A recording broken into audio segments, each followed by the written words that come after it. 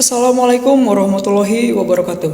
Saya Erlangga Saputra dari Universitas Siliwangi. Masalah yang dihadapi di FAT adalah jarak tiap cabang gerai yang berdempetan, menimbulkan persaingan-persaingan yang tidak stabil antar cabang dengan cabang yang lainnya. Oleh karena itu, saya sebagai seorang hustler akan mempresentasikan strategi pemasaran digital pada ekspansi bisnis franchise yang berdempetan. Nah, oleh karena itu, untuk mengatasi masalah yang ada di FAT itu sendiri, perlu dilakukan strategi pemasaran digital yang efektif. Nah, yang pertama yang bisa kita lakukan adalah dengan segmentasi pasar.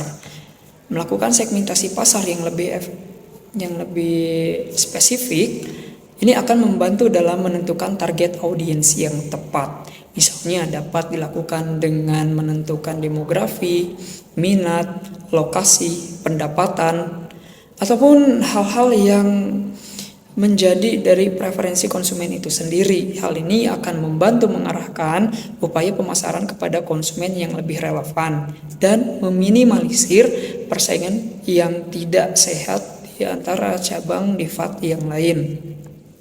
Yang kedua, kita bisa meningkatkan brand awareness, menjalankan kampanye pemasaran digital yang fokus pada meningkatkan kesadaran merek dari DiFAT itu sendiri.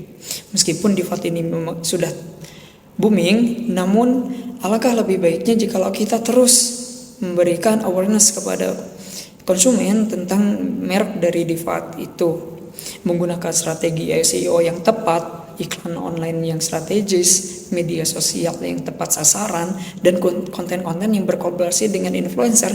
Tentu ini akan meningkatkan brand awareness dari DiFAT itu.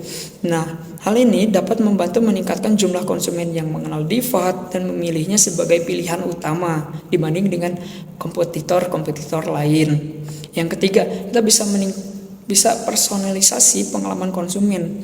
Maksudnya di sini adalah menggunakan teknologi pemasaran digital seperti personalisasi email, recommendation engine, atau program loyalitas yang membantu menghadirkan pengalaman pribadi kepada konsumen. Dengan memahami preferensi dan kebutuhan konsumen, DiFAT dapat menyediakan produk atau layanan yang lebih relevan dan memuaskan yang pada akhirnya dapat meningkatkan customer retention. Tentu saja dengan mengenal konsumen, kita juga akan mengenal produk kita dan kita juga akan memahami apa yang kita jual dan apa yang dirasakan konsumen, sehingga feedbacknya dapat kita ambil.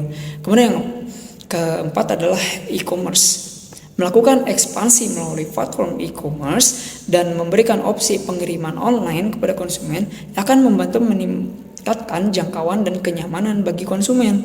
Hal ini juga membantu mengurangi kepadatan di gerai DiFAT secara fisik dan mengurangi persaingan antara DiFAT dari cabang yang satu ke cabang yang lainnya. Dalam strategi pemasaran digital, ini penting sekali untuk memantau dan menganalisis data konsumen secara kontinu dan berkelanjutan untuk memahami tren dan preferensi mereka. Selain itu, berkomunikasi dan berkolaborasi secara terus-menerus dengan franchise dan karyawan dari divisi pemasaran DiFAT itu sendiri di tiap cabang juga penting untuk meningkatkan koordinasi dan kesinergisan upaya pemasaran antara cabang-cabang dari DiFAT itu sendiri.